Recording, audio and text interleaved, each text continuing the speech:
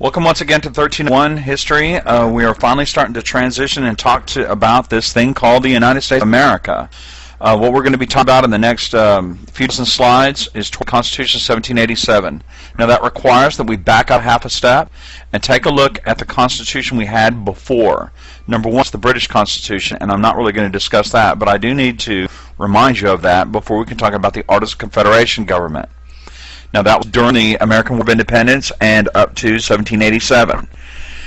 Then we need to talk about transition and talk about two separate issues which drive this change towards the Constitution of 1787 and away from the Articles of Confederation government.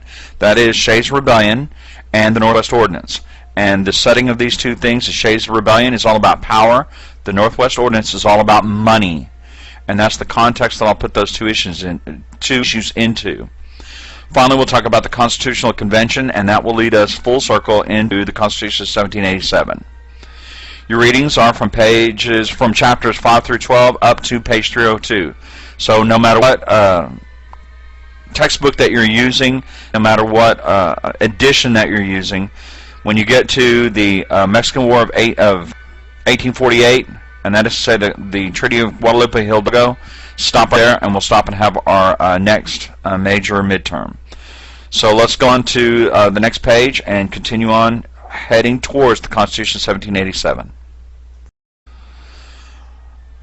This slide, I want you guys to be reminded that you need to take a look at the Declaration of Independence, and you need to take a look at the Constitution of 1787. You have to read those documents. You must read them. Okay, we've talked about that before, and we'll talk about it again in class. So make sure you read those two documents. Okay, now we're heading towards the Constitution of 1787. That is to say, the Constitution we have now. And we need to talk about politics for just a few moments. And that requires us to take a look at the Articles of Confederation government. Now, I pointed out many times before that our first constitution in the colonies is the English Constitution, it's the British Constitution. Then that constitution, that body of laws on the books and in existence at any given time. It is a virtual constitution. To know that constitution, you have to take a look at a giant room full of law books. Everything that exists under the British Constitution is just that way. Well, when the Americans split from Great Britain in 1776 with the Declaration of Independence, they had to have a constitution of their own. That is to say, a frame of government, as William Penn would have it. And from this, they were getting the idea, the underlying idea of a written constitution is actually coming from the French. It's coming from Jean-Jacques Rousseau. It's coming from Voltaire. It's coming from Montesquieu, big French philosophers of that era, these big political thinkers. And our guys, our political thinkers, Thomas Jefferson, Madison, Elderbridge Gerry, John Jay, John Marshall, they were reading these French philosophers, and they came to the conclusion that they agreed with the French philosophers, especially Jean-Jacques Rousseau, who wrote The Spirit of the Law, that we need to have a clearly articulated frame of government, what people can expect from their government, and it needs to be in a simple, straightforward document. And that leads to the Articles of Confederation. So you can see the dates down there, 1778 to 1787. Now, I don't want you to get confused on this. A lot of things happen within that. In other words, it's the Articles of Confederation are conceived and written just a little bit before 1778. And then they're adopted in 1778, but it's not for a few years before it's actually ratified. In other words, some of the states are going to hold until 1780 before they actually ratify the document. And your book will talk about this, but I don't want you to get confused. And then it runs all the way to 1787 when it is basically overthrown and the Constitution of 1787 is put into place. So don't get confused on the dates. Now, between 1776 and 1778, we were running on an ad hoc sort of basis with the First and Second Continental Congress. And I want you guys to read in your textbook about the First and Second Continental Congress. We just don't have time for that right now. So what then characterizes the Articles of Confederation government? First, there is no executive at all. Now, let's digress for a minute and think about the underlying philosophy behind that. So the Constitution, the British Constitution, leading up to the American War of Independence, had exhibited an underlying philosophy of centralization, and we've talked about that before. Local elites in America did not want Parliament and the King to be running affairs in America. The local elites in America wanted salutary neglect. What that is to say, as a reminder here, salutary neglect is that all the Americans agreed that they were a subject of the British Empire, but they wanted to rule themselves. That's the neglect part. But Parliament, because of that huge debt load, 123 million pounds, wanted centralization. And so that was the underlying cause leading up to the American War of Independence. So in 1776, with the Declaration of Independence, our political thinkers, our political leadership in America split with England, and then we had to start fighting the war. So 2 years later, politically, they needed a clear document underlying what the government was supposed to be like. And the Articles of Confederation are a reaction against centralization. That is the underlying philosophy.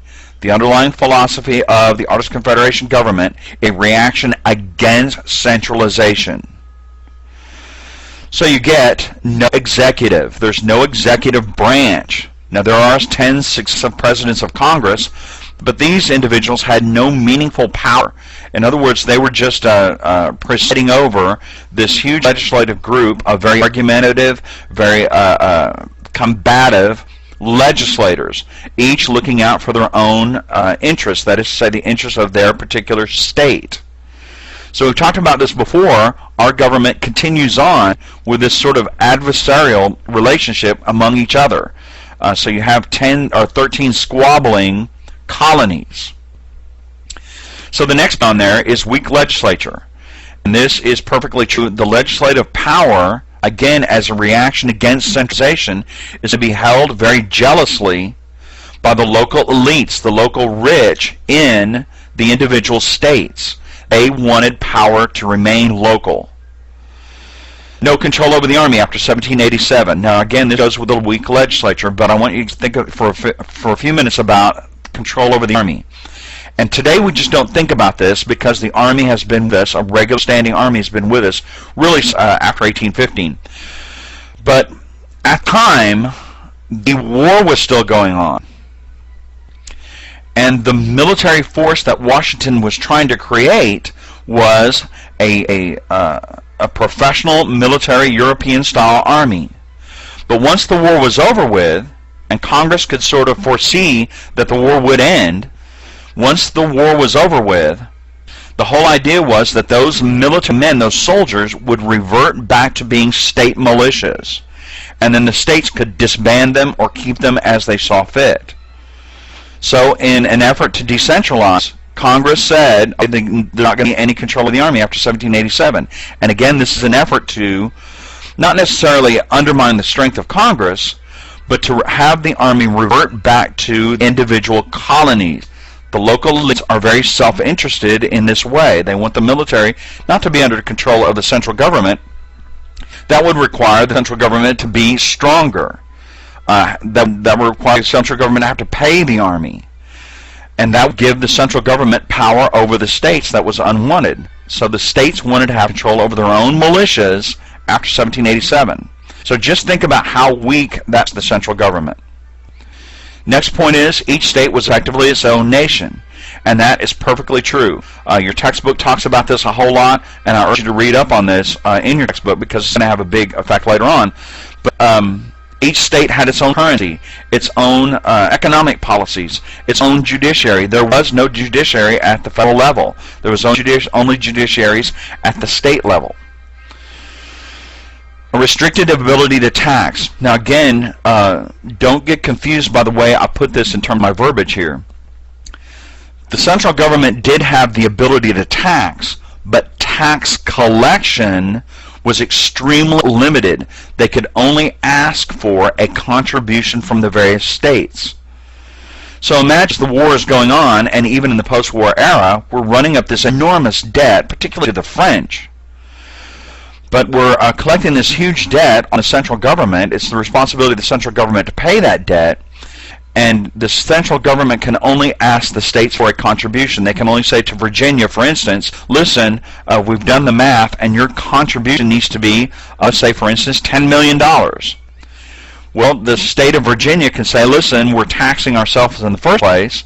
And in the second place, we're only going to give you, $10, because that's all we're actually going to volunteer to give you.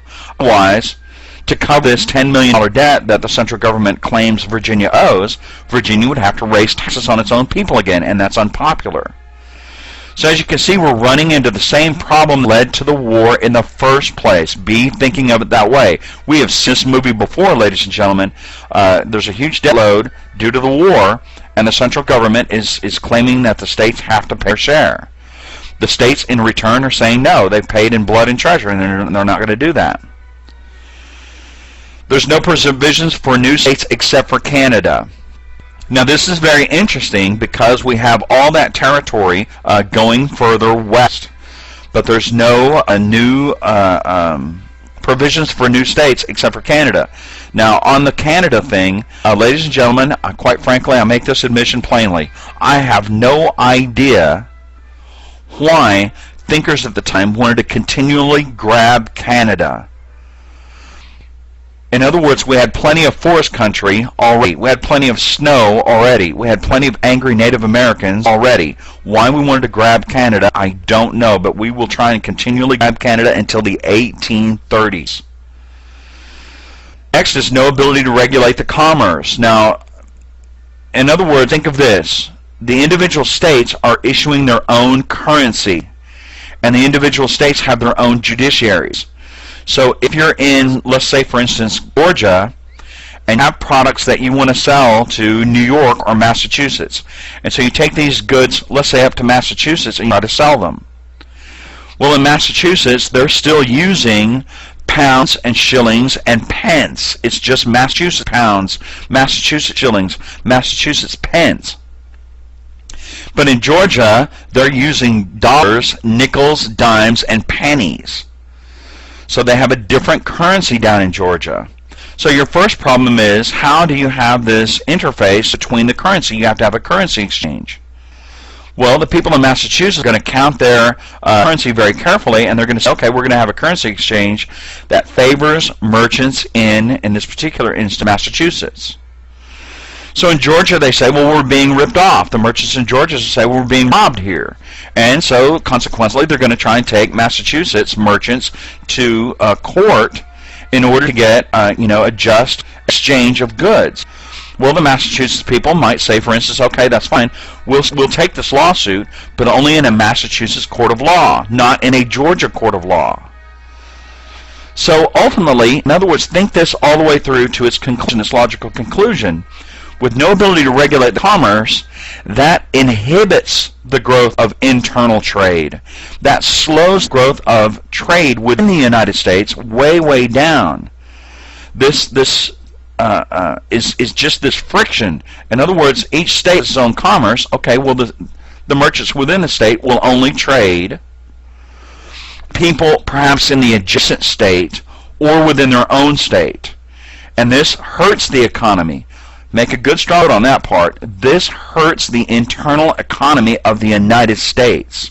No ability for central government to regulate commerce.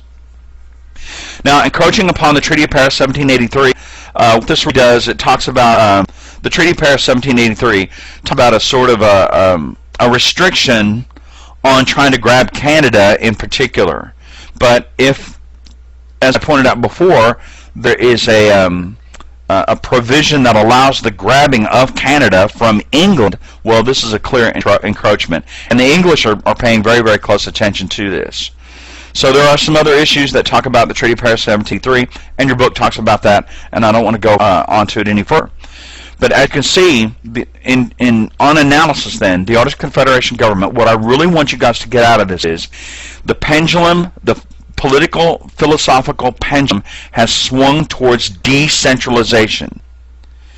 And if we put that decentralization then into practical application, there really can't be a thing called the United States of America. The money and the power simply are not there. which is going to lead to its ultimate demise, the end of the Articles of Confederation government in 1787. So let's move on and talk about the things going to really kill off the Articles of Confederation government: the lack of power and the lack of money. All right, we're talking about the issues that lead towards the Constitution of 1787. And on this particular slide, I want you guys to use this as a sort of an outline. We're going to be taking a look in the next two successive slides. We'll take an in-depth look at Shays' Rebellion and the Northwest Ordinance of 1787. And what I want you guys to do is be thinking of Shays' Rebellion in terms of power. There are only two things that are important about politics: power and money. Those are the critical issues. Everybody, even today on television, where we may well be in an election year this year, or whenever it is you're looking at this, there's an election going on someplace. And everybody talks about only two things: power and money. What are they going to do? How are they going to pay for it? So Shays' Rebellion is all about powers. So in your notes, just write down the issues, leave a gap, write the facts, leave a gap, 2 or 3 lines, the results, leave a gap, 2 or 3 lines. Then we'll talk about the Northwest Ordinance of 1787. Now, an interesting point up front of the Northwest Ordinance of 1787, this is the only remnant of the Articles of Confederation government that is with us today. The Northwest Ordinance of 1787 is on the law books and in effect even today. So, land equals money. I may have said that once or twice in this class, and so don't forget about that. Then we'll talk about the Old Northwest, and I'll set the stage on that. I'll have a map for you, at least, in fact, several maps. Then we'll take a look at how that is put into place. We'll talk about assuming control from the state, that is, say, assuming control of the land from the states, and that will go to the central government. Then, I think 3 or 4 slides down the line, we'll be taking a look at the visions of the Northwest Ordinance and how it actually functions. So again, land is money, the Old Northwest, leave a gap, leave a pretty good gap on that one. And then number 2, leave a gap, assuming control from the states, a little bit of gap on that, 3 or 4 lines. And then number 3, we'll spend actually quite a bit of time on that individual slide, and that'll be the provisions of the Northwest Ordinance. We'll leave quite a good gap in your notes, and we'll go back and fill all that stuff in and figure out how power and money leads to the Constitution of 1787, how it plays into that. Okay, so this is sort of an outline. Let's move on to Shays' Rebellion and take a look at the internals. Ladies and gentlemen, in the late 19th century, a very famous writer known as Samuel Clemens, also known as Mark Twain, very famous, said that history does not repeat itself, but it rhymes. So as we go through this, I want you guys to be thinking about whether or not we've heard this before.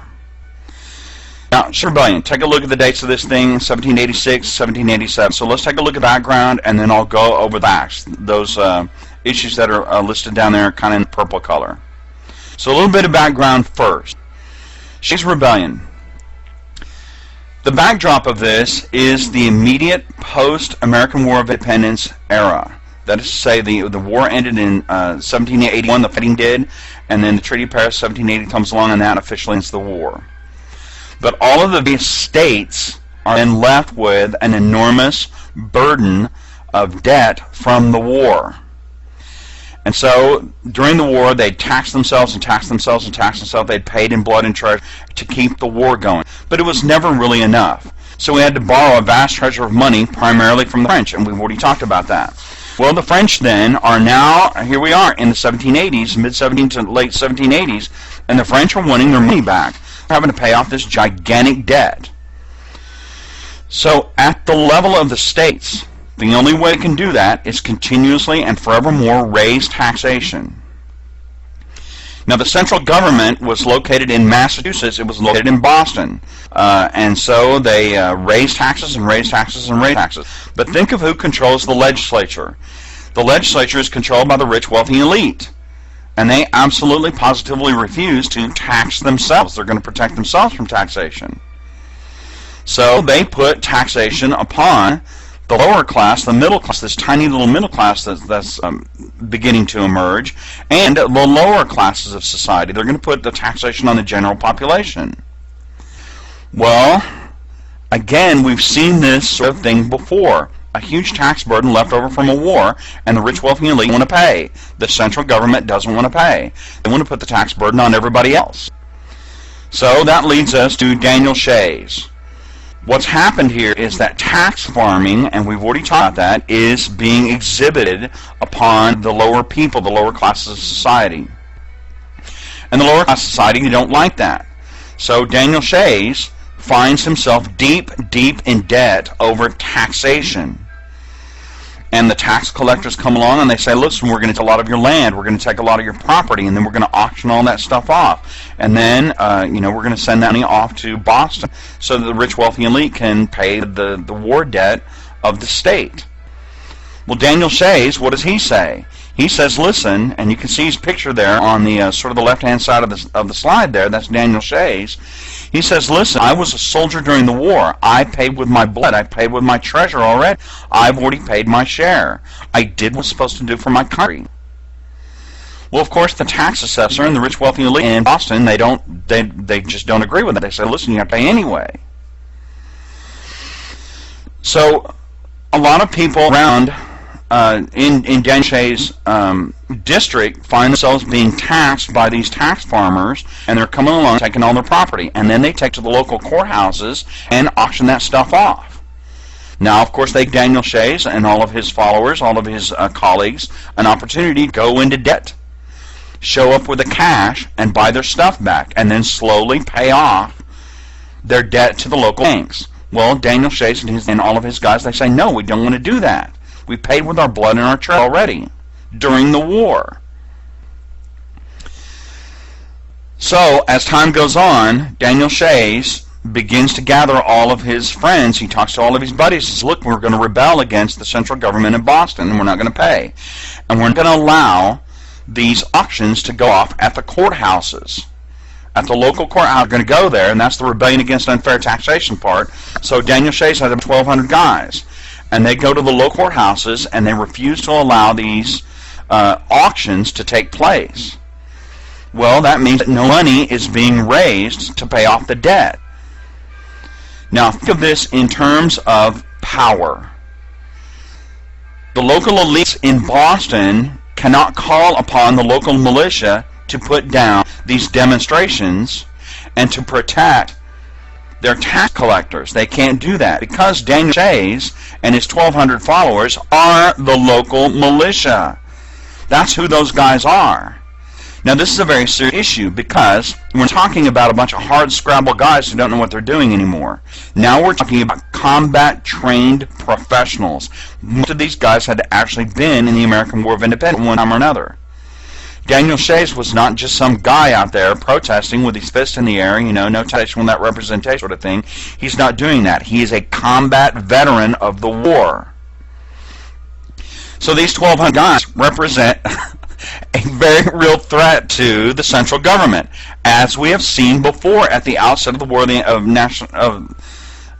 the outset of the American War of Independence itself. So we have this armed rebellion. In other words, it begins to transform from just protest to armed rebellion. The central government trying to raise all their troops or go appeal to New York or New Hampshire or Connecticut for soldiers to put down this rebellion. Well, of course, now take a careful note on this, New York, New Hampshire, or Connecticut would be willing to send their own militias to stop rebellion in Massachusetts, if Massachusetts will pay for that in cash up front. Well, Massachusetts, the reason why they can't pay for that up front is already in debt over war. So they can't take on any new debt by hiring on New York militia or Connecticut or New Hampshire militia to put down their own rebellion. So the situation goes on and on and on. And for about 6 months there, Daniel Shays and his followers are running the upstate part of Massachusetts. In other words, the rich, wealthy, and elite, they only really control Boston and some of the large towns. But the countryside is really controlled by Daniel Shays and these rebels. And the state of Massachusetts cannot call upon the central government to help them put down this rebellion, because the central government says, number one, we're losing control over the army in the first place because the Articles of Confederation government. And in the second place, if you want the central government to pay for, that is to say, to put down the rebellion, Massachusetts has to pay up front. And Massachusetts obviously has no money for that. So, on analysis, what do we get out of this? The weaknesses of the Articles of Confederation government are exposed. If Daniel Shays can get away with this rebellion in Massachusetts, other states are going to have the same problem. That is to say, New York is laboring under a tremendous debt load because of the war. Virginia has a huge debt load over the war. Georgia has an enormous debt load over the war. And the only way that they can pay off their debt load is tax the crap out of the ordinary citizens, who are now combat veterans of the war. And so if they form a militia, that is to say, they're the militia. If they form a rebellion around some leader, nobody can crush the rebellion. There's no central government to do that. Now, I want to be clear on something. This is repeatedly and at length referred to in the Federalist Papers, written by John Marshall, Madison, and Hamilton. Those are the big political thinkers of the time. And Madison and Hamilton in particular continuously refer to Shays' rebellion as a demonstration of the weaknesses of the Articles of Confederation government, and conversely, a strong need for a strong central government with control over the army and a centralized means of taxation. And so they continuously and furthermore talk about Shays' rebellion of the example of how Articles of Confederation government is a miserable failure. It won't work. It will not protect the genuine interests of the rich, wealthy, and elite. The Articles of Confederation government cannot do that. Now, at the state level, everybody is coming alive to that same realization that Shays' rebellion is actually a success. Again, please make a strong note of that. Shays' rebellion is a success. The legislation in Massachusetts has to go back, take another look at their taxation laws, and the rich, wealthy, elite have to basically bear up that taxation of themselves.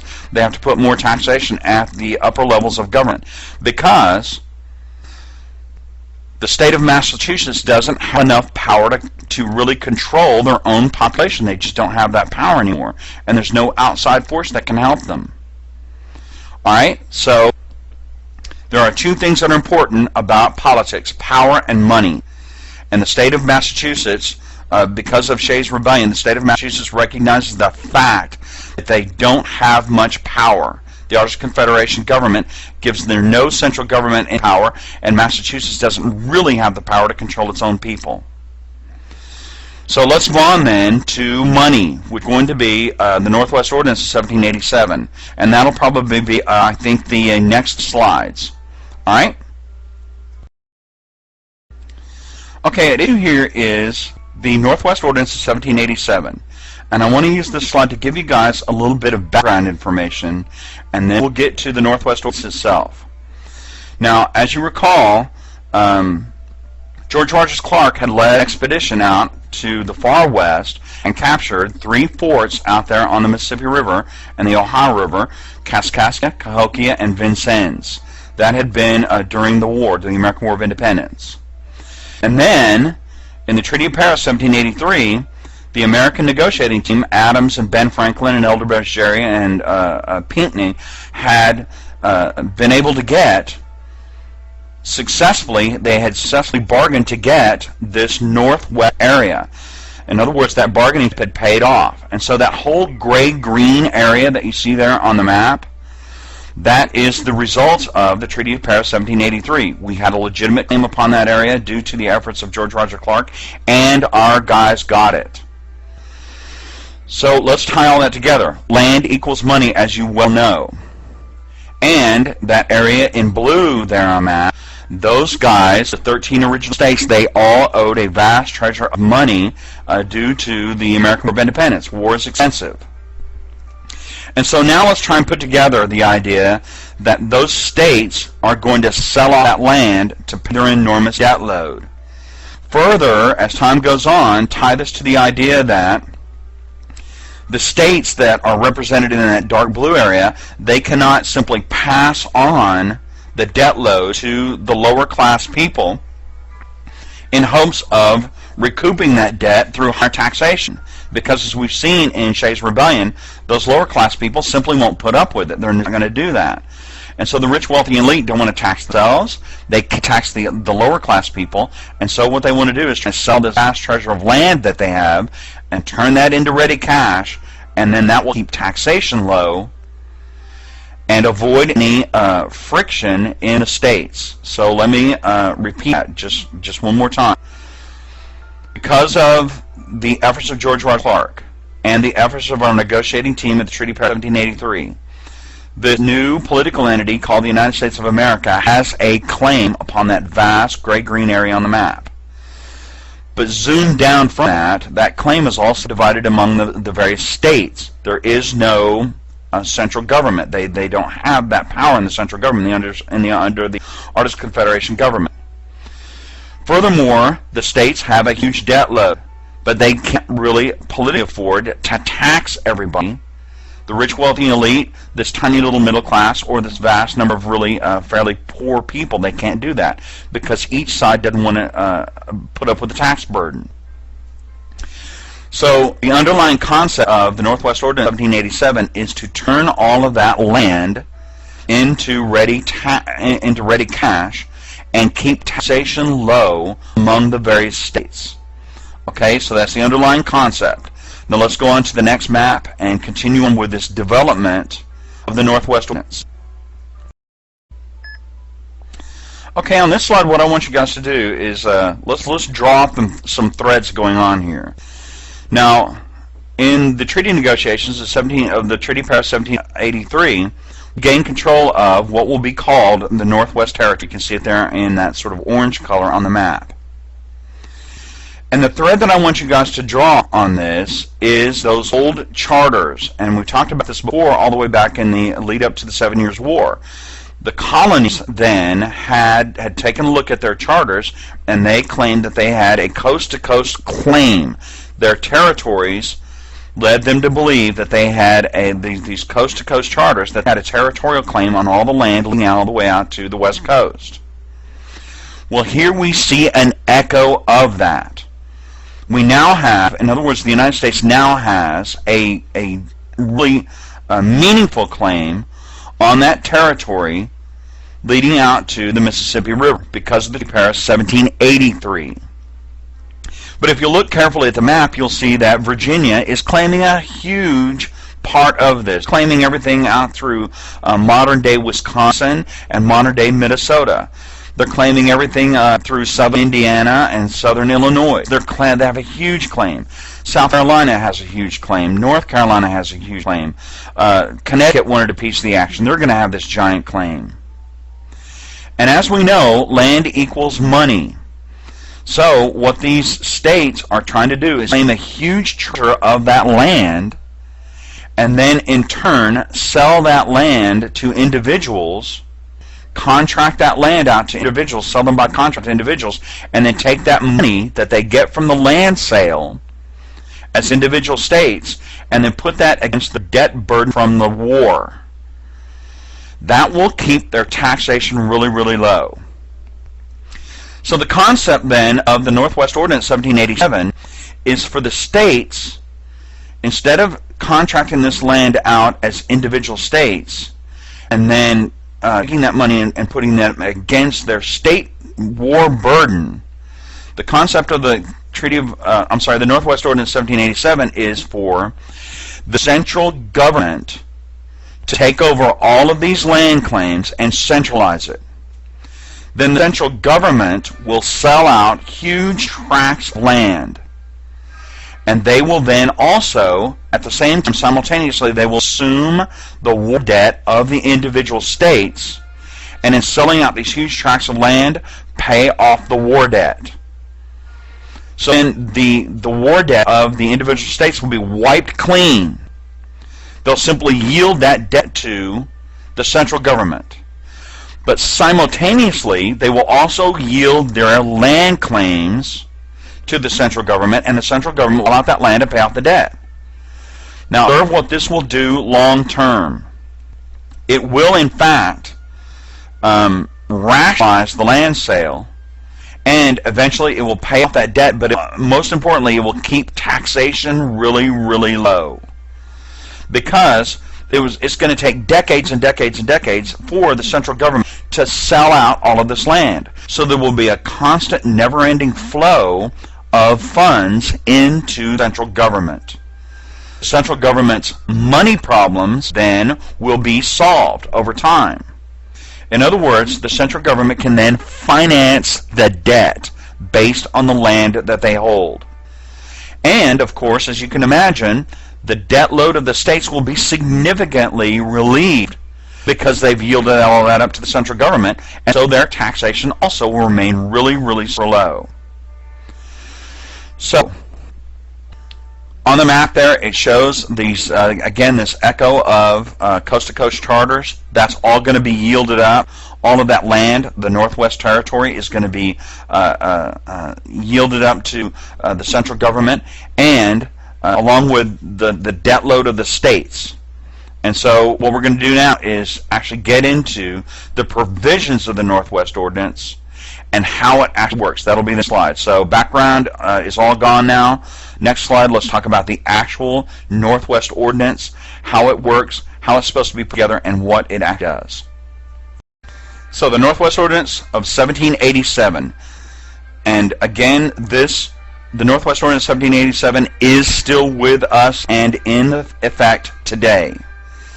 Now, the idea behind the Northwest Ordinance 1787 is that the land claims of the Northwest Territory will be yielded to the central government. Simultaneously, the debt load of the war will be yielded up from the 13 states to the central government, and then the central government will then sell out that land in huge contracts, take that money, and pay off the war debt over time. So taxation over time will be greatly lessened. Furthermore, rather than actually having to ask for contributions from the states, the Articles of Confederation government, later on the government of the Constitution of 1787, will be financed over time. Okay? Because land equals money.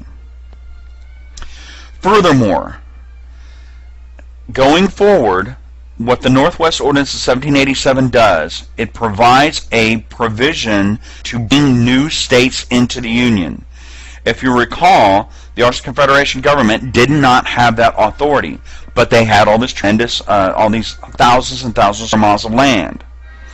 So going forward, what the Northwest Ordinance will do, in top of rationalizing land sale, and rationalizing the debt load, and rationalizing the financing of a stronger central government, it will provide a mechanism, a framework for bringing new states into the Union.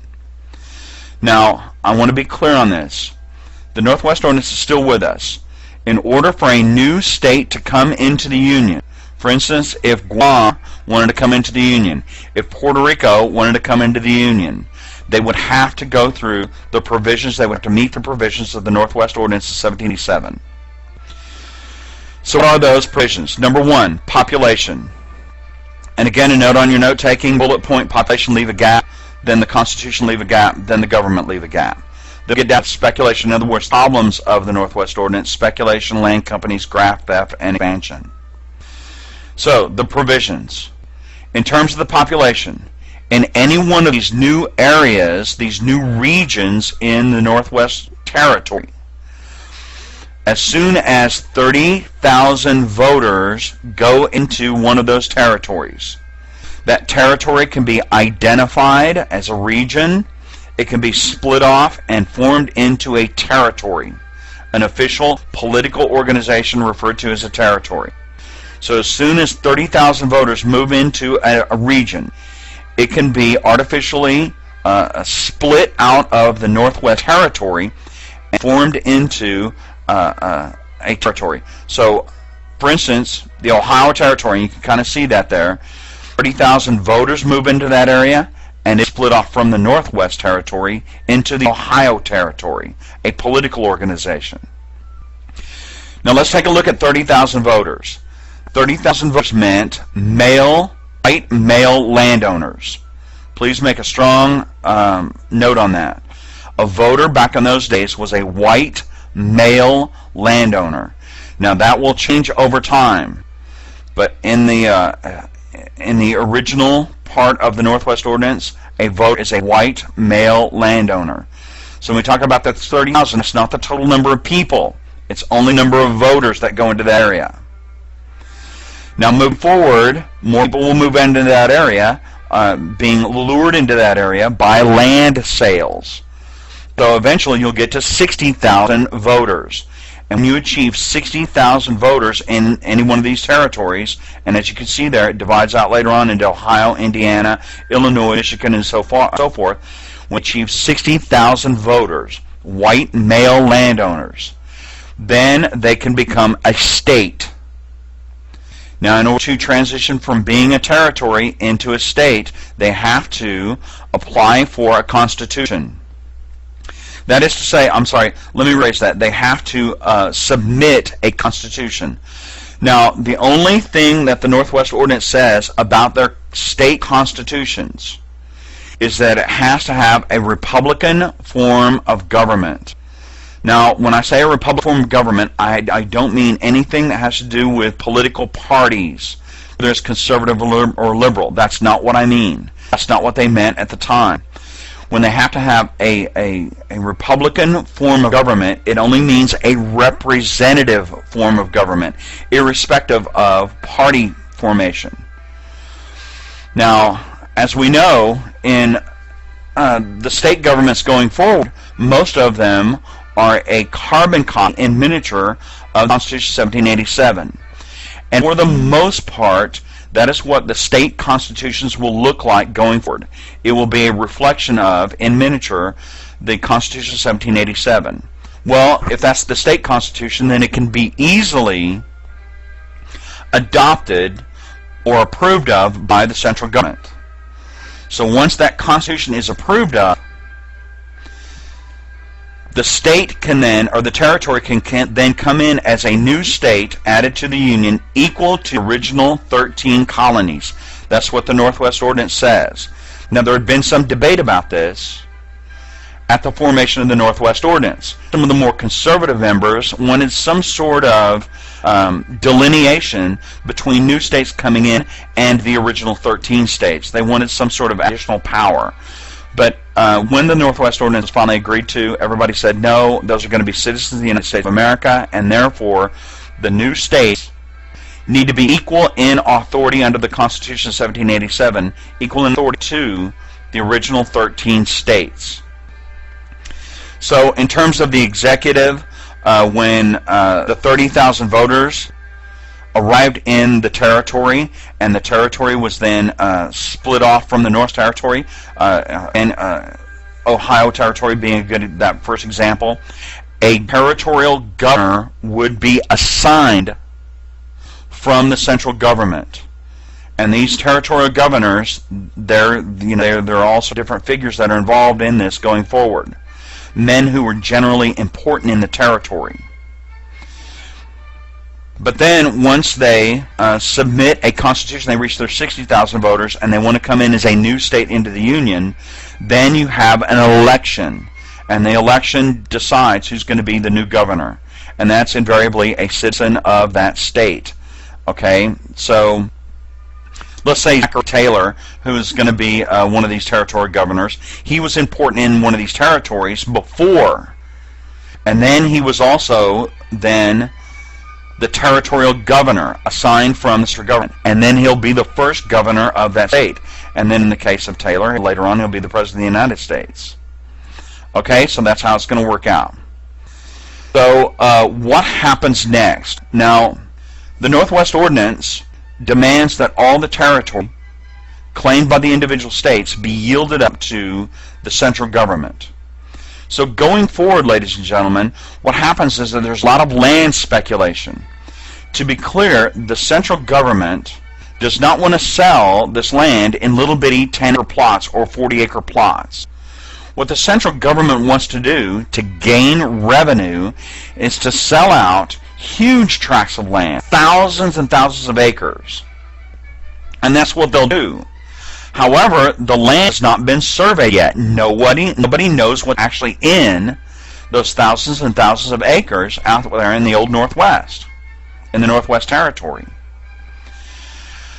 So back east, companies will form, land companies will form based on the idea that people will invest in the land company, and then the land company will go to the central government and say, listen, we want 10,000 acres or 20,000 acres or 100,000 acres, thousands and thousands of square miles, and we will give you, say, 5 cents an acre.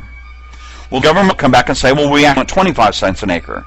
But they'll settle for 5 or 10 cents an acre, selling out to these big land companies. Remember, these land companies are going to be owned by investors who are rich, wealthy, elite, important men in the individual states. So the central government will sell out for 5 or 10 cents an acre for cash up front from these investors. Then these initial investors, they will say, okay, we're going to take this 5 or 10,000 miles out there in a country that we don't know what exactly exists out there on the ground, and we'll turn around and sell that to hungry, land-hungry people who will want to move from the east, move further west. So, some land-hungry settler, frontiersman, wants to go out into the Ohio country, and he's willing to pay 5 or 10 cents an acre, 15 or 20 cents an acre to one of these land and cattle companies. And that's what they'll do. But this is highly speculative. In other words, you're going to sell to an individual landowner, some frontiersman, and you're going to say, okay, the land that you're buying, sight unseen, oh, it's wonderful, and there's lots of apple trees, and there's lots of wood there, and then there's open land there as well. You can turn straight into farmland, and there's no Native Americans there to give you a haircut when you arrive, and there's all sorts of great things. But then when the guy who bought the land actually arrives, he surveys the land out, and he discovers that it's part swamp, it's part cliff, and it's swarming with really angry Native Americans. And so he got ripped off. The land is not actually worth the 10 cents an acre, 20 cents an acre, 30 cents an acre, $1 an acre that he paid. It's all highly speculative.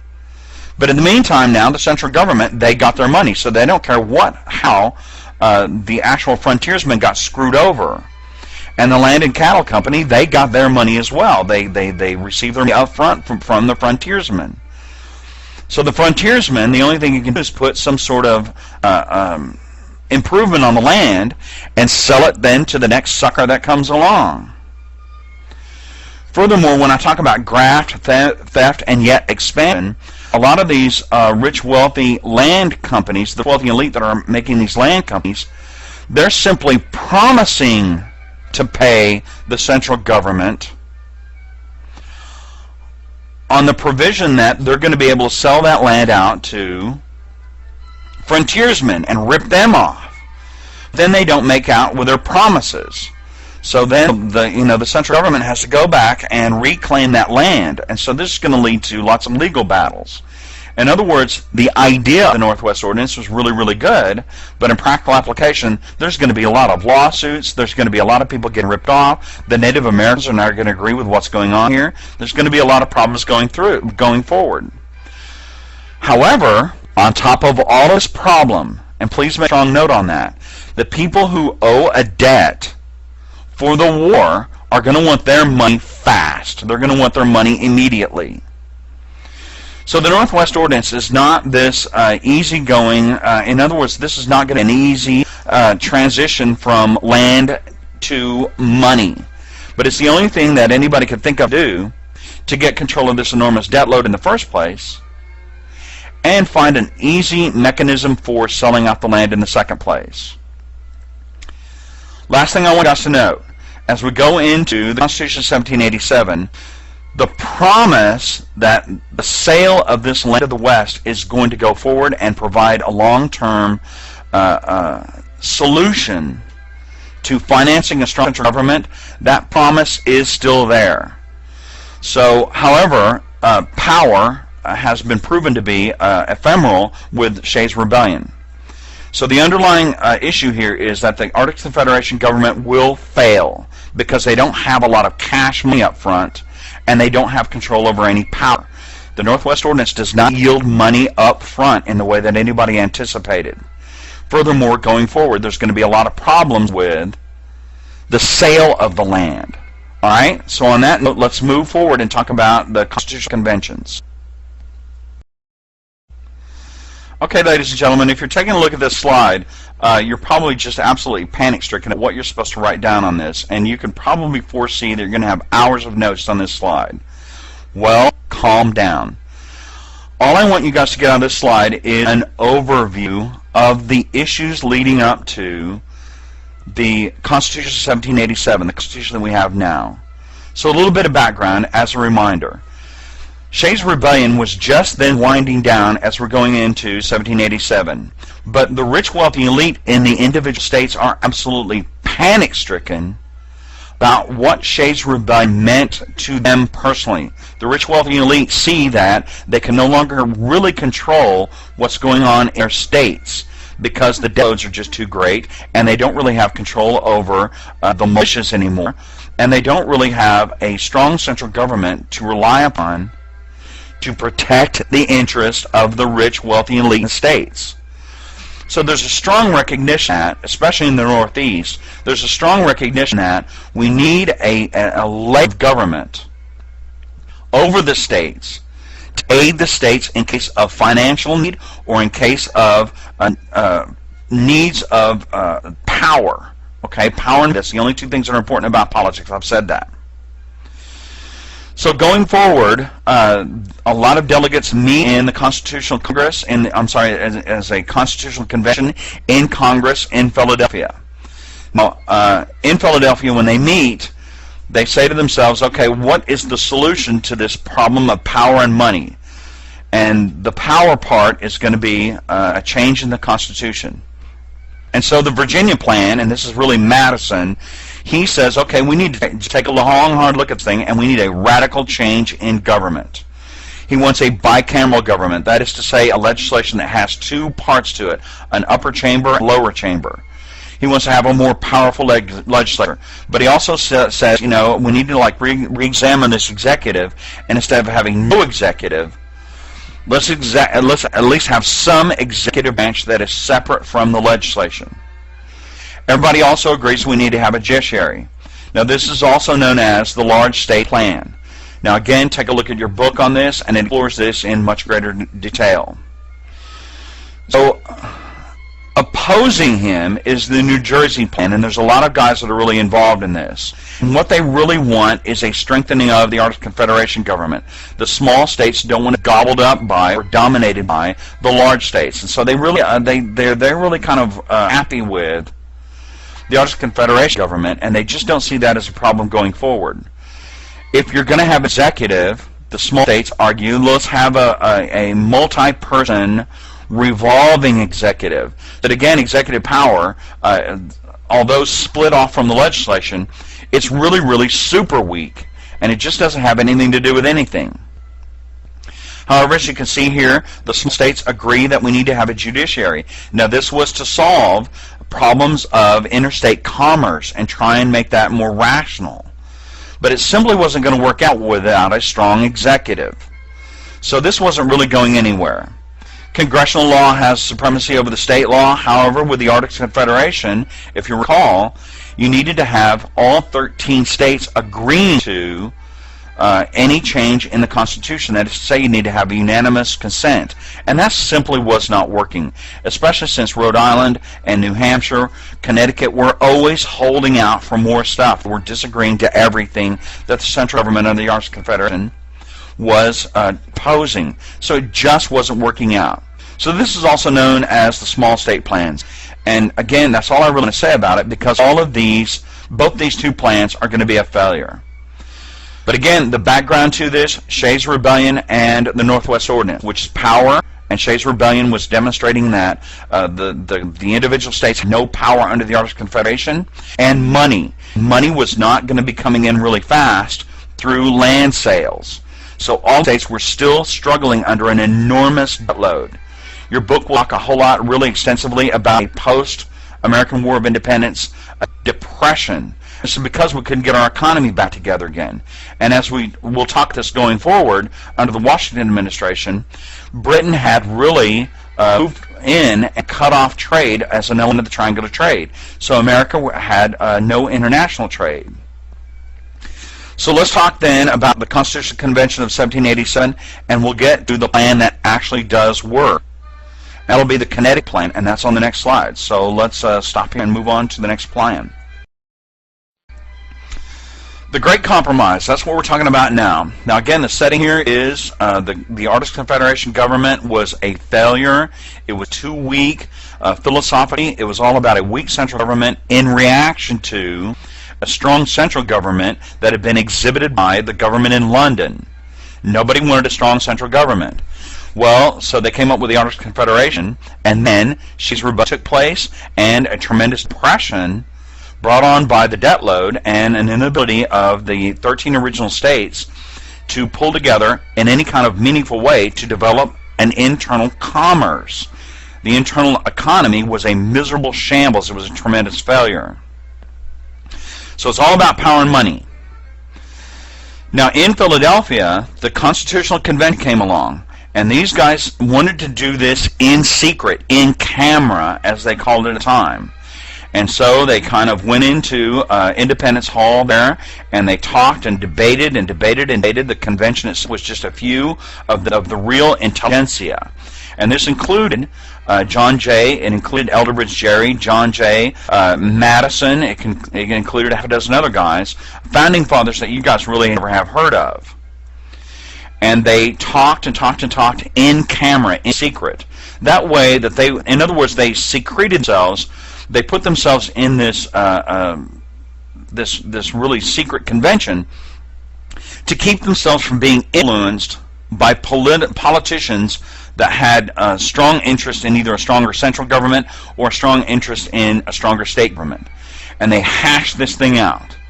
Now, a side note on this, this is really the formation of Federalist Papers. And if you're really interested in how our government works, you've got to read the Federalist Papers. So what they finally hammered out was the Connecticut Plan, and that is the Constitution of 1787 that we understand today. Now, establishes the legislature that we understand today. In other words, we have a lower house, the House of Representatives. And this is based on, we understand the House of Representatives as being based on population. Now, over time, the population element of this has changes over time. In other words, originally it was just a few thousand people, and you could have a legislator based on just the number of people that you have. But then, right around the turn of the 20th century, it was recognized that we needed to have an upper limit on the number of people in the House of Representatives. So now, today, we only have 135 representatives, and so the number of people that they represent individually grows in population. So there's a sliding scale based on the fact that in the House of Representatives, we only have a limited number of representatives. So it's just the population that they all represent grows and grows and grows and grows and grows.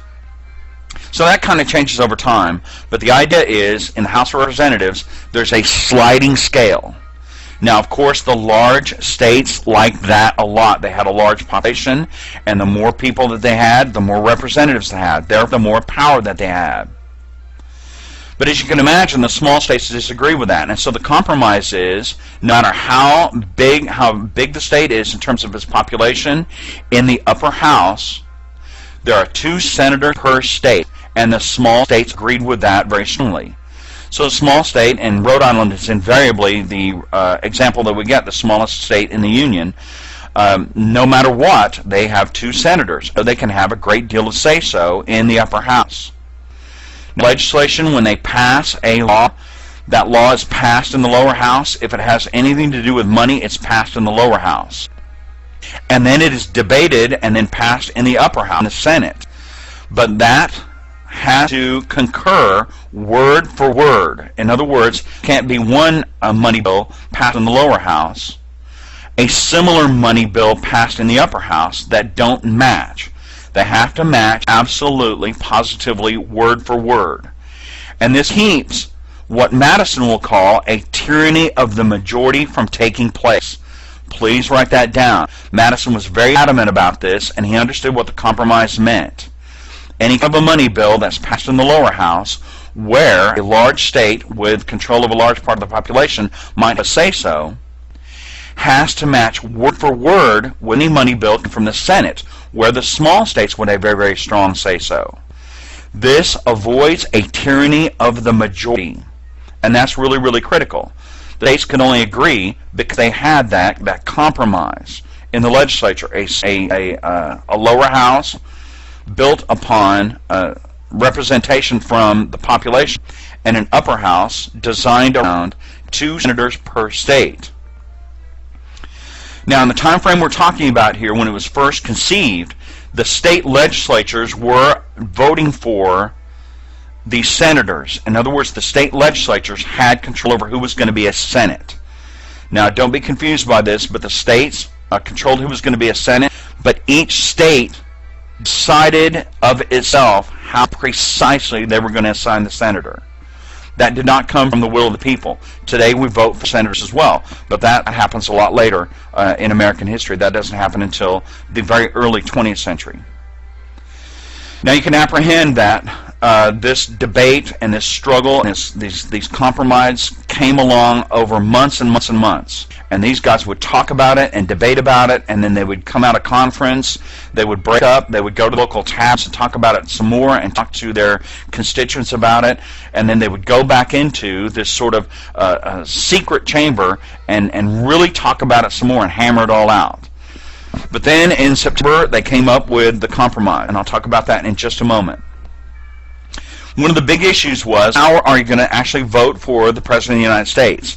That is to say, we're going to form a strong executive. That's what comes out of the Constitutional Convention. And they agreed to an electoral college. Now again, in the Federalist Papers, Madison talks about this a lot. And a lot of people don't really understand how the electoral college works.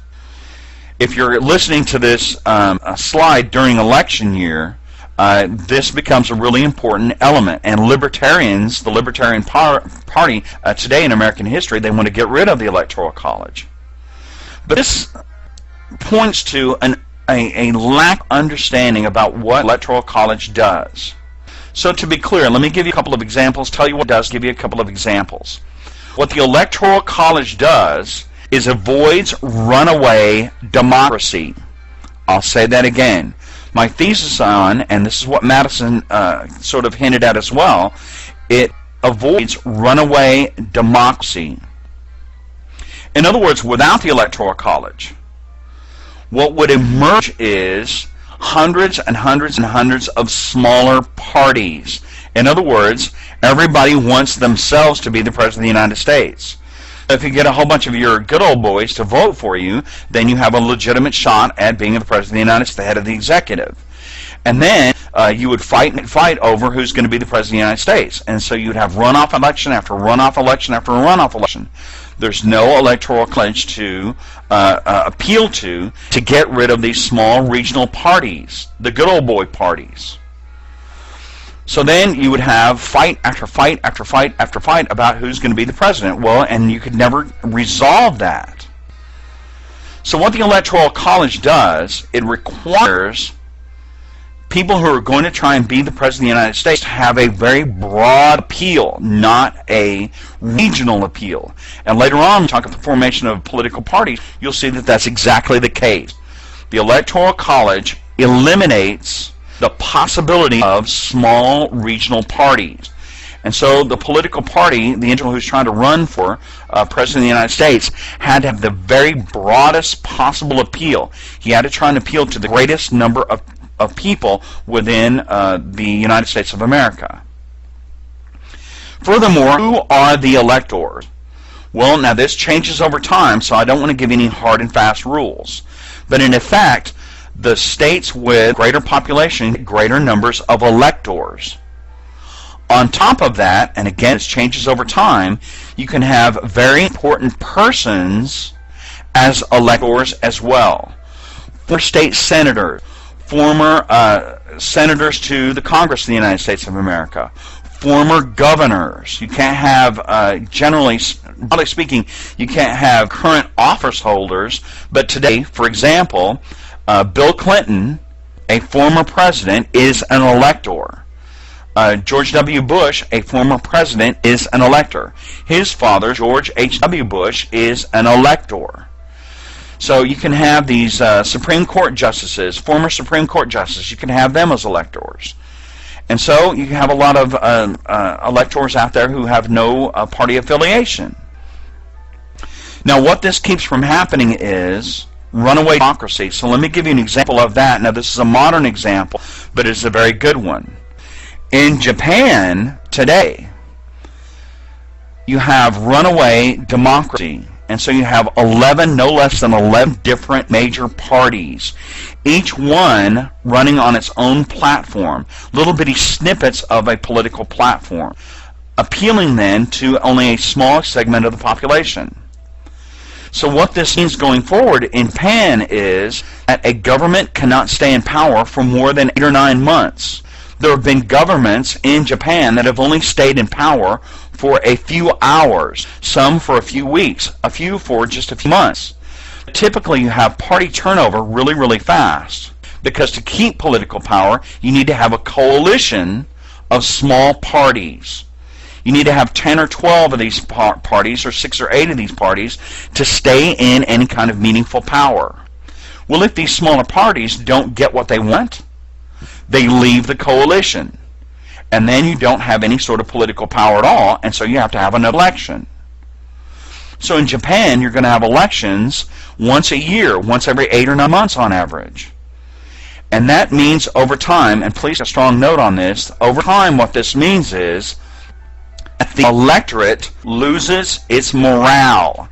Nobody wants to vote. If they're having to vote all the time to get a new government in there, over time they just stop voting. They don't feel that their vote means anything. It has no meaning. And so the electorate stops participating in democracy. And Madison foresaw that that was going to be a very, very serious problem. He continually said, we need to have more people involved in the election. So allow me to digress here about political theory, and we'll talk about this again later on when we talk about Madison. What Madison wanted was more and more people being involved in the political process. Madison understood that there were only 3 types of government. There was a tyranny, that's the rule of the one. There was an oligarchy, that was the rule of a very few. And then there was democracy, and that was rule of the many. Madison understood that there were only 3 sorts of government. Government of the one, and that was a tyranny. During the American War of Independence, we got rid of tyranny because we got rid of the king. Then there's an oligarchy. And now, in the compromise, a great compromise, that is to say, that leads to the Constitution of 1787, we're getting rid of an oligarchy, represented in their minds by Parliament, the British Parliament. Only a very few rich, wealthy, elite guys back in Britain were trying to control the entire British Empire. And we did not like that. What Madison wants is a strong democracy, the rule of the many. He wants to get as many people involved in government as possible. Give the vote to as many as possible. And sure enough, going forward, what does American history record? After the Civil War, we gave the vote to African-American males. And after World War I, we gave the vote to women. Both women, white women and African-American women. And then in the late 20th century, we gave the vote to people 18 years old and above. Going forward, we took away a property requirement. There had been a property requirement to vote. We took away a poll tax. We didn't want there to be a poll tax because we want more people to vote. Then we took away any kind of intelligence test or anything of that nature because we want everyone who can vote to vote. We don't want any artificial restrictions on the vote. So today, many, many, many people can vote. And we like that. So that is the real meaning behind the Electoral College and our philosophy on what government actually means. Now one last note on this and then I'll move forward. Democracy back in those days was thought of as the next step beyond chaos Democracy was thought of as a chaotic government. Well, of course, this thought process comes from the rich, wealthy, and elite. It comes from the oligarchs. The oligarchs want to continue to control power among themselves. So, ladies and gentlemen, the real genius of Madison is that he is going to divest power of the oligarchs, the rich, wealthy, and elite, like himself, and put ultimate political power in the people, the ordinary people. Now observe that during the Constitutional Convention, he could not have exhibited that idea among other political leadership of that time. They would have disagreed. That's why this thing had to be done in secret. Madison wants to divest power from the rich, wealthy, and elite and into the ordinary citizen. And the Electoral College does that. So do we want to keep the Electoral College? Now that you have a philosophical underpinning of why we have the Electoral College, maybe you want to have more respect for it. Now, a separation of powers is agreed to. That is to say, we have three elements to our government. And hopefully, for heaven's sakes, people, you're citizens of the United States of America, you understand that there are three parts to our government. There's the legislation, there is the executive, and there is the judiciary.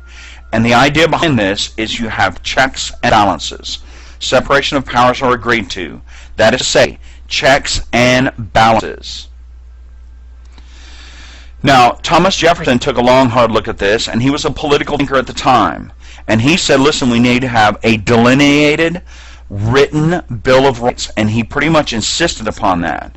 But Madison, some of the other guys at the time, they said, listen, we will add that later.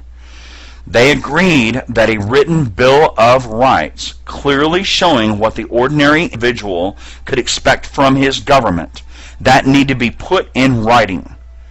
But we needed to get the Constitution agreed to first and go ahead and kill off the Articles of Confederation government.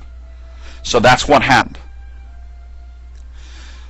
The last note that I want you guys to make on this, and it is a strong note, I want you guys to put this in a box, put stars around it, draw little hands, fingers pointing towards this. This is important.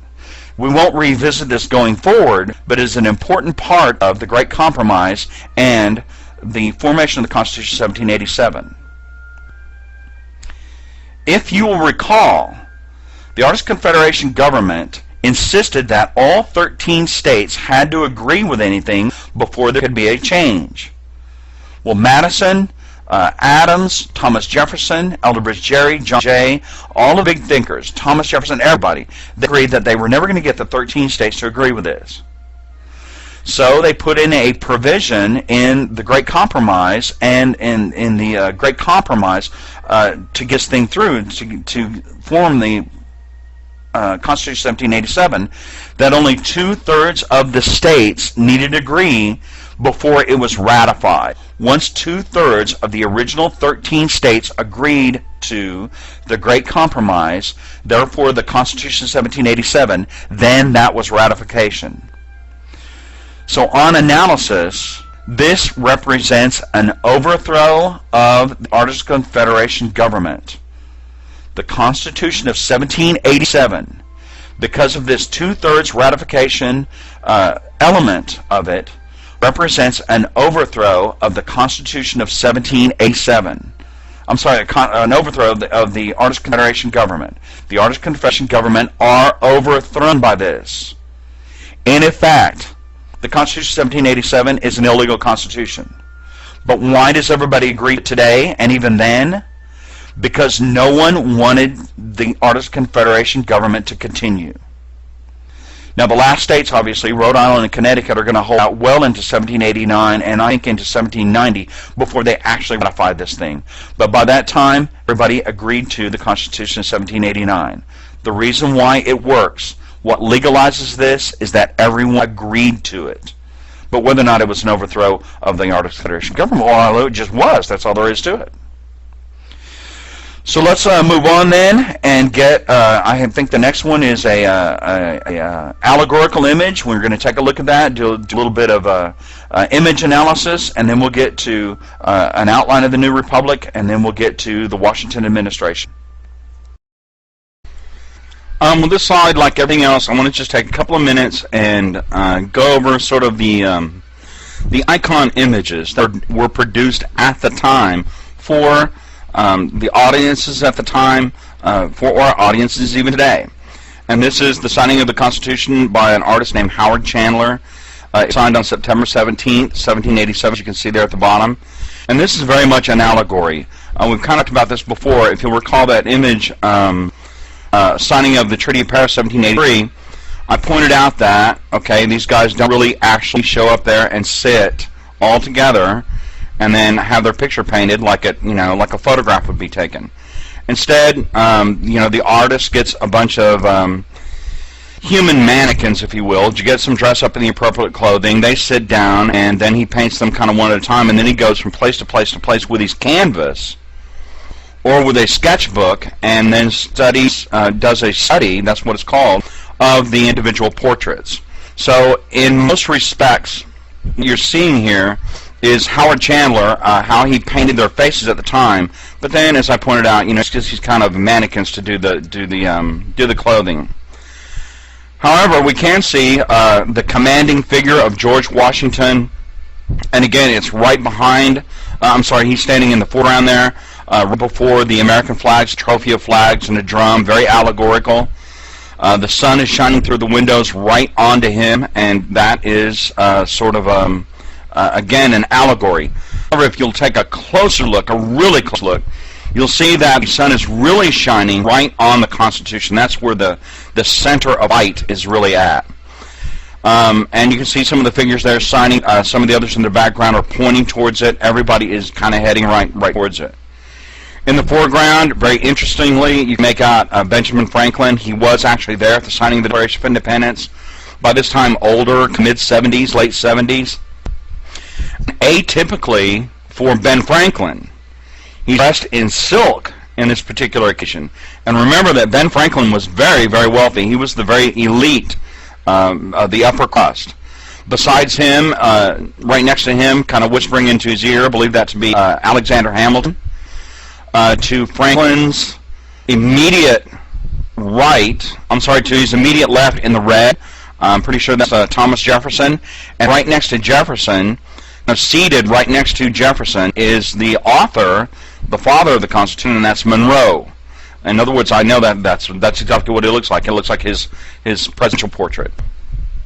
But all the major figures were there. Of course, the signing of the Declaration of Independence didn't look like this at all. They came in ones and twos for a series of weeks. They'd have meetings. The delegates would come in from different places and sign the Constitution and get it ratified. But even then, it took some time to actually get the Constitution ratified. Now, in terms of the ratification of the Constitution, I do want you to take one note on this aside from the painting. When the Constitution is actually arrived at and agreed upon, one of the provisions that Madison put into it was that you only had to have a 2/3 majority of the delegates from the various states to ratify the Constitution. In other words, it's adopted, and for a little while it goes on until it's actually ratified. But Madison knew better than to go for a unanimous vote on this because it would never pass. So what that means is, if you'll put this into perspective, the Confederation Constitution, which was the Constitution in effect at the time, demanded a unanimous decision before any decision made. All 13 colonies, all 13 states had to agree to it. But then along comes Madison, and he knows better than that. So he put in a provision saying that if just 2/3 of the states would agree to it, then it was in force. Now what that means, you guys, on analysis is, the Constitution of 1787, the Constitution we have now, represents an overthrow of earlier Constitution.